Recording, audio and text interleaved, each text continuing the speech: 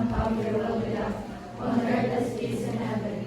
Give us this day our daily bread, and forgive us our sins, as we forgive those who sin against us. Do not bring us to death, but deliver us from evil. Amen. Good afternoon, Ma'am Ana Luna. Good afternoon, class. Can you take your seats? Okay, so who is the absent for today? Okay, secretary. Where is the secretary? Okay, who is absent? Okay, so there are only two who is absent today. So, yes? Okay, so this time, since we already tackled about the equation of a line, the linear equation in a form of, sa ganitong form of line, or equation of a line in a form of ax plus by equals c. How about the slope-intercept form? Y equals mx plus b.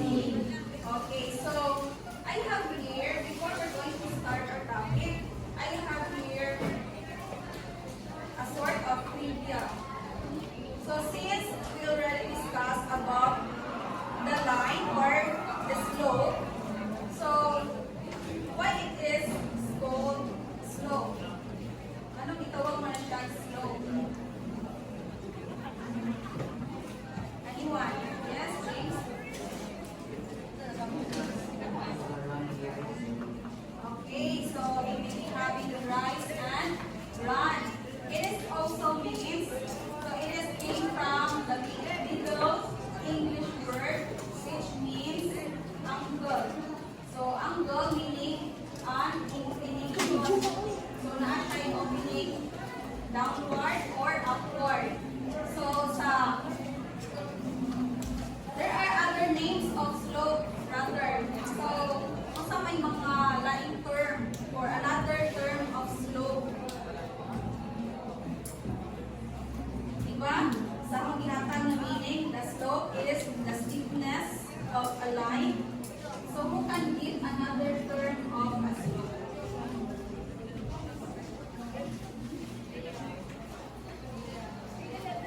Slope. Yes. Nagapig slope. Okay, yung sa may laing term ba sa slope? Yung sa may nasaktan ninyo about sa slope? Line? Yes, angle. We can also call that one as inclination, as what I have said. We can also call that one as gradient. So, it is in a slope form. So, saka, climb. We can also call that one as climb. Pitch. So, lean. So, pwede na siya as tawag of slope. So, who invented the slope? Yes? Nalisan up niya? Okay, René Descartes is the one who invented the slope. Pero na siya ilaing kaunwan si Fermat. So si Fermat o si Descartes, sila ang naka-invent sa, so si Descartes is naka-invent mo siya sa Cartesian plane. And with the help of Fermat, so they invented that a line can be described using the slope. Okay, nasaktan. So, what are the 3 steps in finding the slope of a line? Okay, anybody can give me the 3 ways in finding the slope of a line? Yes, Concha? Using 2 points, using the equation, and using the Okay, very good. So, using the 2 points, using the equation, and using the graph. Since we're already tackling about using the 2 points, which we're going to use the slope. Okay, the slope, intercept form, and also we're going to use the slope formula.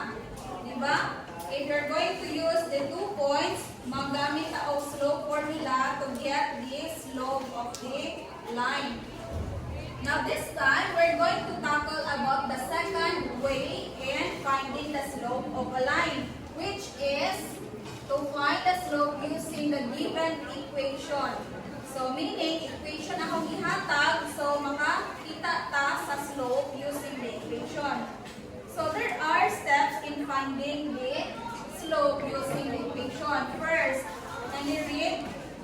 Change the equation to slope-intercept form. Y equals mx plus b. Okay, so first step, you're going to change. If I will give you the equation, so we have here an example. Okay, the equation 3x plus 2y equals 6. So our first step is you're going to change the equation into form y equals mx plus b. So as what you have observed, what equation is the given? Is it in a form of standard or slope-intercept? Okay, standard. So since this is standard, we are going to change this one into y equals mx plus b. So you're going to change this one and remain 2y, which is the term having the y variable remain in the left side of your equation. So remain 2y in the left side of your equation, then equals. Okay, since mx may sulod sa equation na to, so pangitaon na to diha asa tong term nga na ay x variable. So asa man na naa? Okay, so 3x will be transposed to the left. It will now become negative 3x. Then you're going to plus the constant, which is 6. So since naa pa may, what do you call this one? Numerical? Yes, James? Kalis na na? Okay, numerical coefficient. So C2 is the numerical coefficient of the variable y. So you're going to cancel that one by dividing. Okay, divide it 1 into 2. If we're going to divide the other side, you're going to also divide the other side of your equation. So divided by 2. Now 2y divided by 2 is? Okay, so we can cancel this one. So remain y. Now since negative 3x, we can also divide that 1 to 2. But since it cannot be divided, so remain that 1 as? Okay, fraction. So negative 3 over 2x. Okay, how about here? Sa constant na to, which is 6, we can divide it 1 to 2. So what is the answer? 3. Okay, 6 divided by 2 is positive 3. So we have the y equals mx plus b, or the slope-intercept form. But, unsay ato ang kuhaon? Find the slope. So, next step, kung sa may sunod na itong buhaton, nahuman naman ta sa step 1, which is changing the equation to y equals mx plus b.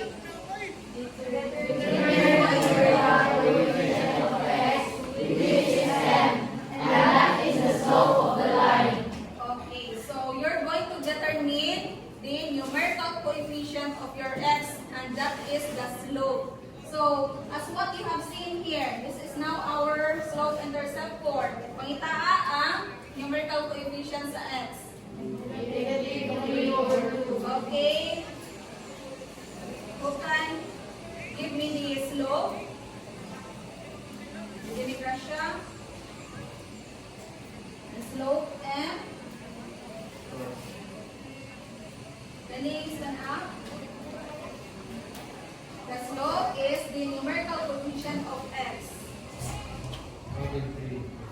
Okay, so negative 3, very good, negative 3 over 2. So this is our slope.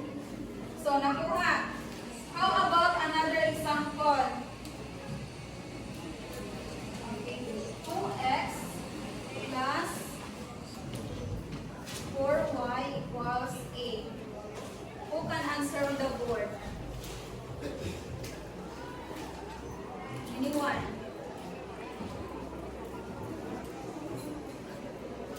James?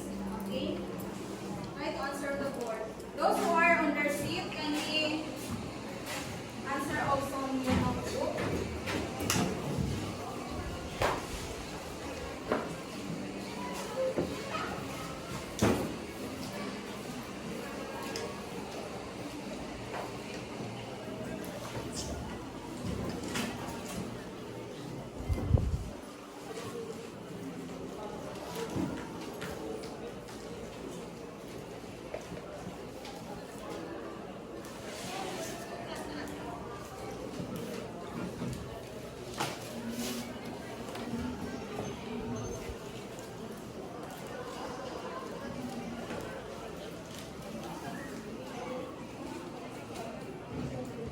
Okay.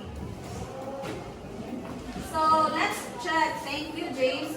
So let us check the answer of James if it is correct. So as what you have seen, our equation is in the standard form. So we're going to change that one into slope-intercept form. So remain ang ato ang term nga 4y, which is having the variable y. So remain sa left side. So 4y equals, you're going to transpose, saman. Okay, so 2x transpose to the right side, it will become negative 2x plus the constant a. So since napamay numerical coefficient na 4 ang y, so you're going to divide that 1 to 4 to cancel out that 1. Right? Okay, so divide it by 4 and the other side also divide it by 4. So 4y divided by 4 is y equals, so negative 2 divided by 4 or negative 2 4 x. Okay, so 8 divided by 4, so we have the whole number which is 2 or positive 2. So we have y equals negative 2 4x plus 2. Or, so the answer of James is correct, but we're going to simplify those those terms that can be simplified. So we can also write this one as y equals okay,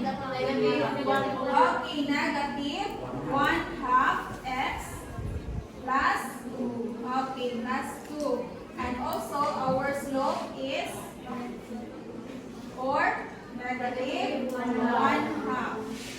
Nakuha? Okay, did you understand already? Yes. How about using the graph? So since we're done finding the slope using the equation, let's proceed to finding the slope using the given line. So before we're going to proceed, there are 4 types of slope using or in the graph. So I will show you what are the types of slope. So there are 4 types.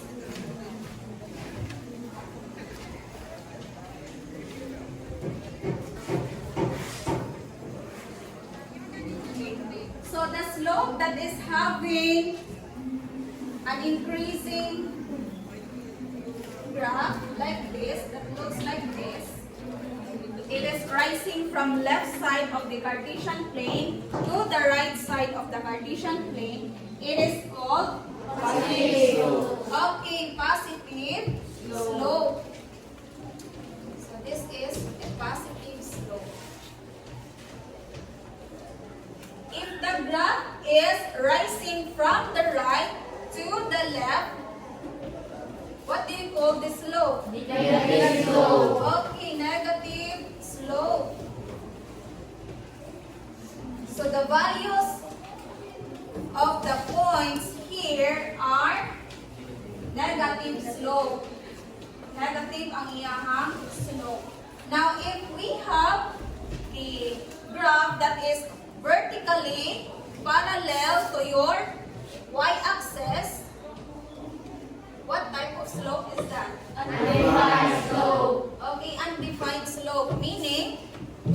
determine the slope of the line. So that is why it is called undefined. So we cannot determine the slope. How about if we have the graph that is parallel to your x-axis? Zero slope. Okay, this is zero slope. So the values of the slope here are all zero. So that is the 4 types of a slope. So if we're going to illustrate to you a graph, and you're going to determine what is the slope. In real life setting, we can apply the topic finding the slope of a line in a way that we can use that one when you're sa man ka nga klase nga tao. Yes. Yes, Dave? Okay, engineer. Who else? Architects. Seaman? Okay. If we say engineer, in what way na magamit niya ng slope? Sa blueprints. Blueprints for the building. Okay, blueprints in planning the building that we are going to make. We can also, kanang mga carpenters. Diba? Ang mga carpenters, they can build buildings. So they're the one who are going to estimate or finding the edge or the angle of, for example, the staircase. So you're going to find what is the next step of your staircase. So you're going to find the rise and the run who is equal. Diba? Kay para mutungod ang atoang hagdan. We can use the slope of the line in building buildings, roads. So in completing the road, so we can use the slope. How steep is the road going to Kanmanok, for example? Diba?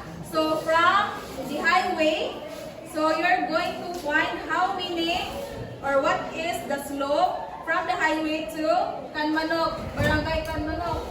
Diba? So in the future, you can use this topic for you to serve as your professional in the future. As engineer, as architect, as teacher. So pwede na. Bisan unsa nga trabaho. So, okay. So we have here different types of graph of a line in a Cartesian plane. So we have 1, 2, 3, 4, 5. So there are 5 graphs here. So before we're going to determine the slope of these following graphs, let us first know the steps in finding the slope of a line. Can you read the first step? Select 2 points on the line. Count the rise. How many units to count up and down from one point to the next. Record numerator. Count the run.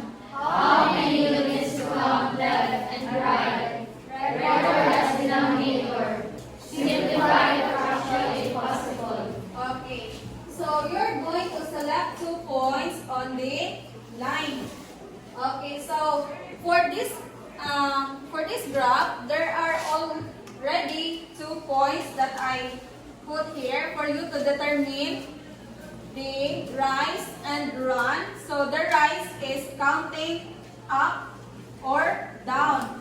If it is, you're going to count it up, the sign, or it is positive slope.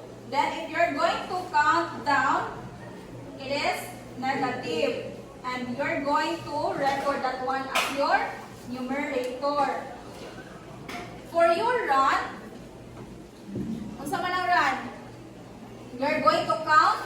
left or to the right. It will serve as your denominator. So counting from right to the left is negative, while counting from left to the right is positive. So we have the formula M equals rise over run. So your rise is either up or down, right? Okay, so we have here first graph, this one. So this graph. So we have already 2 points here. So kindly determine how many count or how many units is our rise. Anyone? Yes? Can you stand up?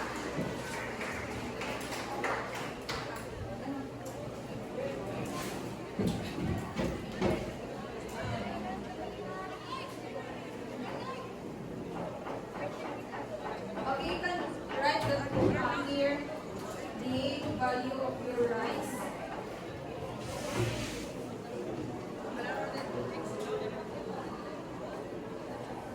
Okay.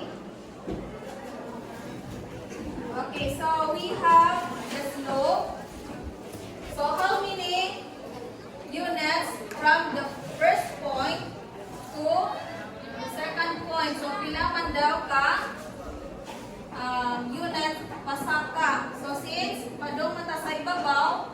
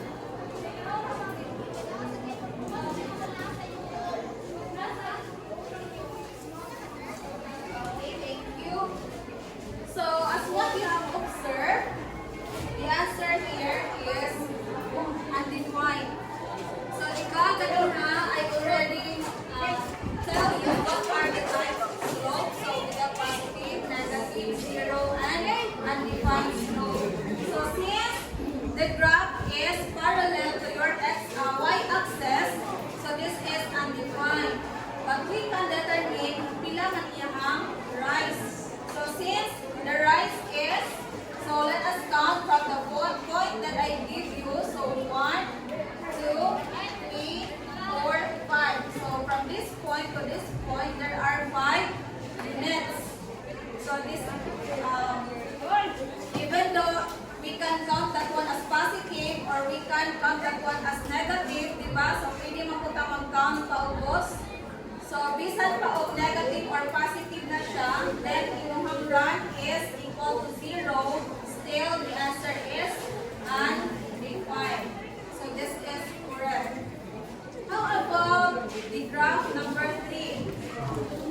Ang graph kami this one. So this one is our third graph. Tingnan po yung answer. The fourth. Another volunteer? Other hand? Person? We're going to determine the rise and the run of the graph.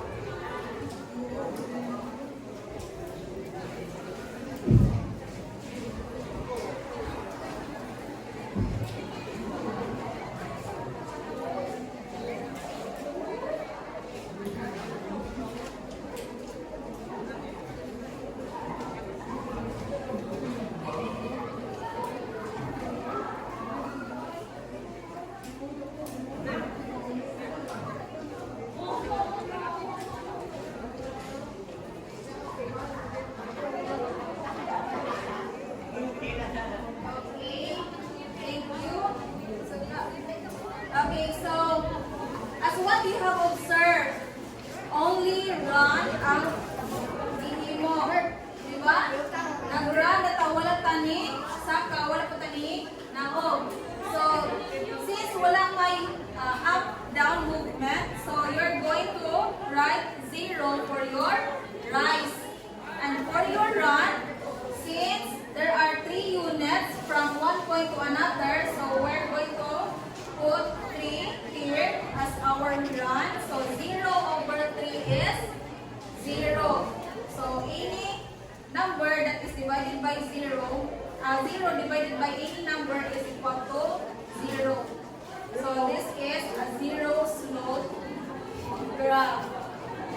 Do you understand? Okay, how about the last graph?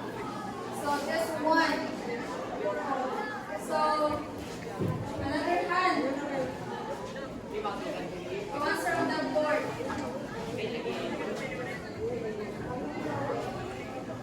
Where you on?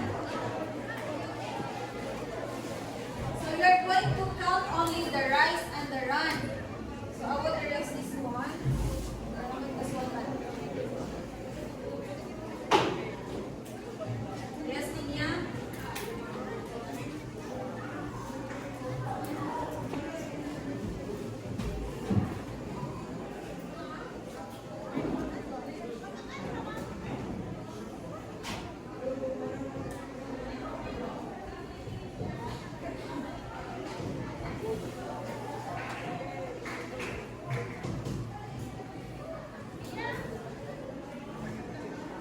Okay. Thank you so much. So, is the answer of Linya correct? Are you sure? Is the answer of Linya correct? La? Yes or no? Who will answer yes? Anong daw man? James. Huh?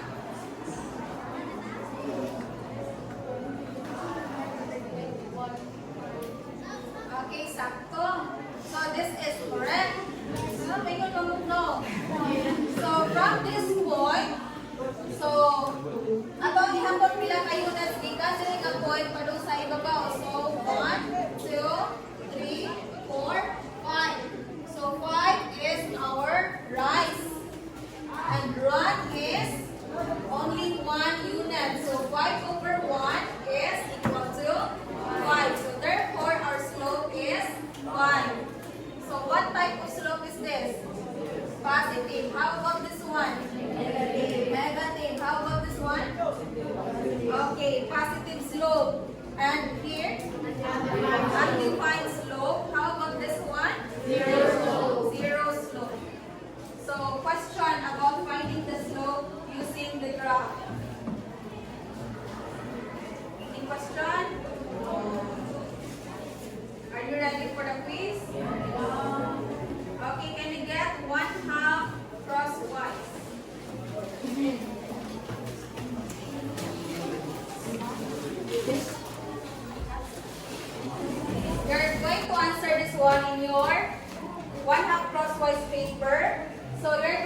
find the slope of the line using the equation given. So there are only three items here. First, we're going to use the equation x minus 3y minus 6 equals 0. Number 2, 2x minus 4y minus 8 equals 0. And number 3, x plus 3y equals 9. So we're going to find the slope using this one. And here, you're going to use the graph to find the slope. So I already give you the 2 points of each graph. So determine the rise and run. And if it is possible, you're going to simplify the fraction. Okay? So I will give you 10 minutes to answer.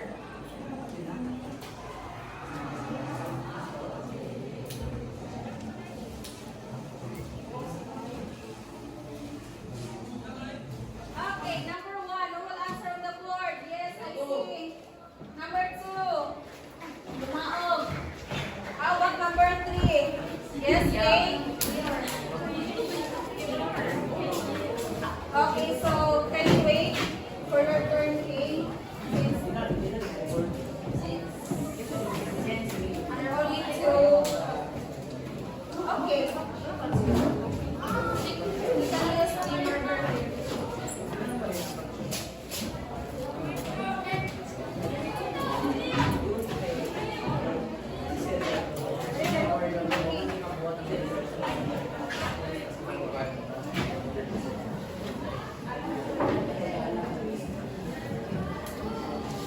Okay, can you prepare for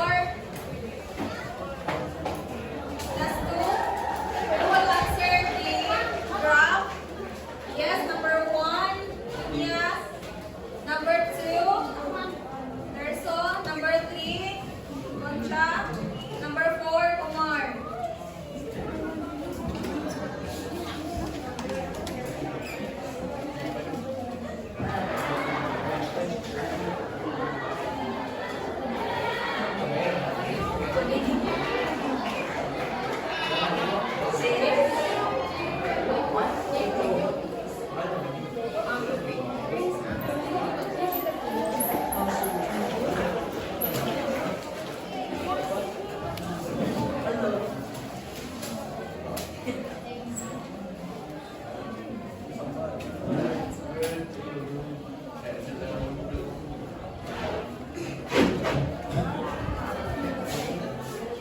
Okay, those who are told to answer class 2, please stand up. You can use the chalk here. Determine the rise and the run.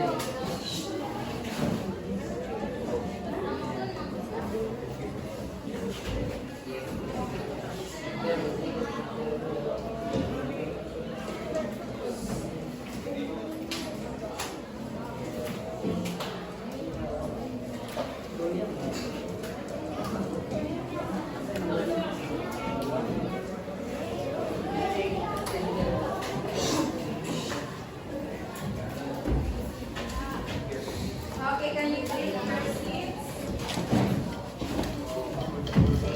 Okay, so let us check for number 1 here using the equation. So the given equation is x minus 3y minus 6 equals 0. So let's change that one into slope-intercept form. So 3y equals, let's suppose the x, it will become negative x plus 6. Okay, so since negative 106 there is a left side, transpose, it will become positive 6. Now here, you're going to copy the sign which is negative 3. So ang numerical coefficient, you're going to divide it by negative 3. And since nag-divide to sa left side, also we're going to divide to the right side. So negative 3. And we can cancel negative 3 and negative 3. So the remaining variable y equals, okay, so since our term here is negative x, so naano siya numerical coefficient of 1, right? So negative 1 over negative 3 is equal to positive 1/3 x. Now 6 can be divided by negative 3. The answer is negative 2. So the equation now is y equals 1/3 x minus 2. So this is in a slope-intercept form. Now we're going to find the slope, the value of m, which is the numerical coefficient ni x. So m is equal to 1/3. Nakuha? So we have 2 points. Okay, number 2. So 2x minus 4y minus 8. So remain negative 4y. Okay, so do not forget your negative sign. So negative 4y equals, what will happen to 2x? Since i-transpose man na to ang negative 2x, it will become negative. So negative 2x plus 8.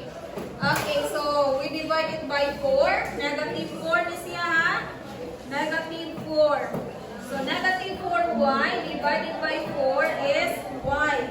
And negative 2x over negative 4 is 2/4. Yes, 2/4.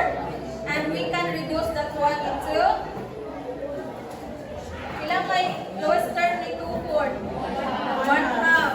1/2 x plus 8 divided by negative 4. Ilang man? 8 divided by negative 4. Yes? Negative 2. So our slope is equal to 1/2. So 2 points. How about number 3? The given equation is x plus 3y equals y. So remain 3y to the left side equals, okay, si x i-transpose na itong negative x plus 9. Okay, divide both sides by 3 to cancel out the numerical coefficient of y. So y is equal to, okay, so negative x is the same as negative 1x. So negative 1/3 x plus, okay, so 9 can be divided by 3, so it is equal to 3. So our slope is negative 1x. Okay, 2 points. Okay, 6 points for test 1. Let's proceed to test 2. The graph for number 1 is, okay, here. This is our graph number 1. I already given you the 2 points. Okay, so we're going to determine how many rise and how many run. So since there is no rise, right? So wala po saka ang point. So meaning it is 0. So 0 over how many run? So let's count how many run. 1, 2, 3, 4, 5, 6, 7. So there are 7 run. So 0 over 7 is equal to 0. So it doesn't mean na going to the left or going to the right. It's either negative or positive. 0 over a number is 0. So this is 2 points. Number 2. Okay, so this graph is number 2. Okay, this is vertical or parallel to y axis. So as what you have observed, we have the rise from this point to here. How many units?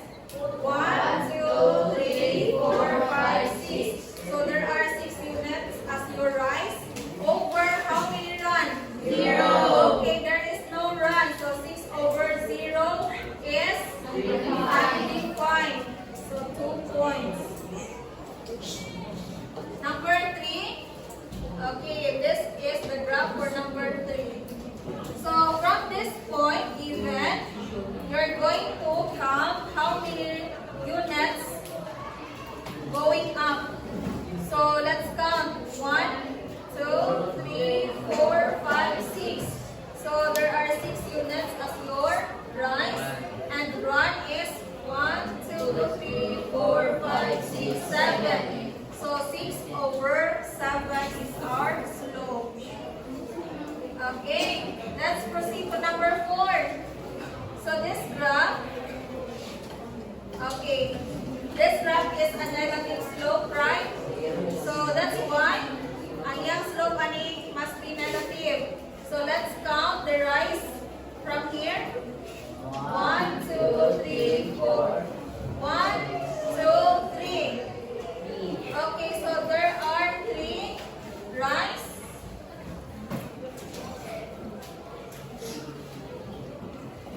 Okay. So 3 ang atong rise, positive because going up.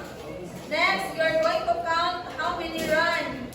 1, 2, 3, 4. So there are 4 units. Since padungman sa left ang count, negative 4. So this is also considered as negative 3, 4.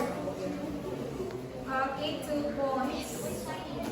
So there are 8 points for test 2 plus 6 points. How many points total? 14. 14 over 14. Okay, you got perfect. Okay.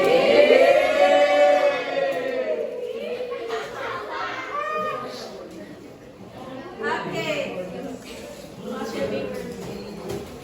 Pass your papers silently.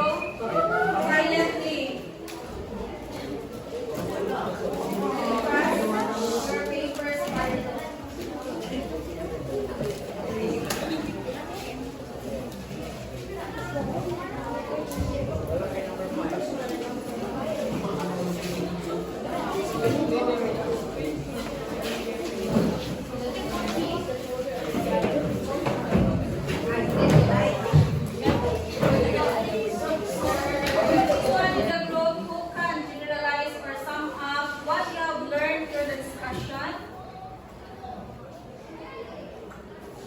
Anyone? Okay, James? You can find slopes using different methods. Okay, so how about in the future or in a real life situation?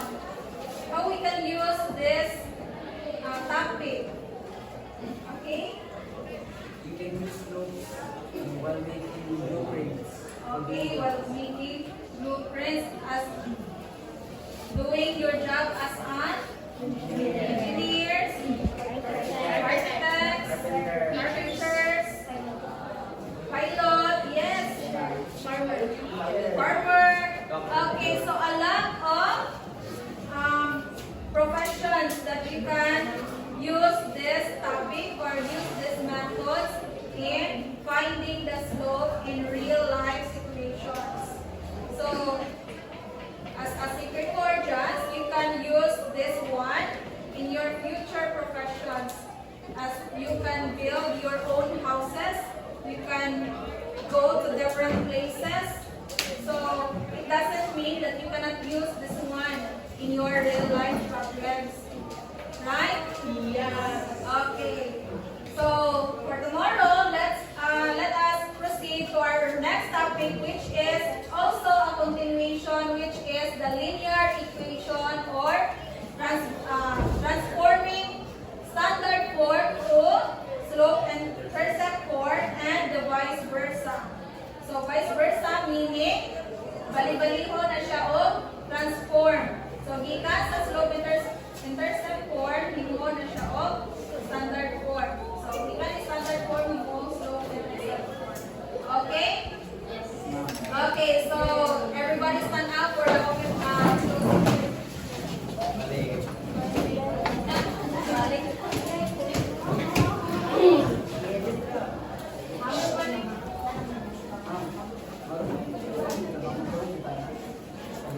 In the name of the Father, the Son, and the Holy Spirit.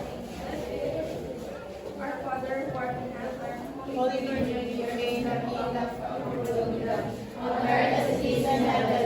Give us this day our daily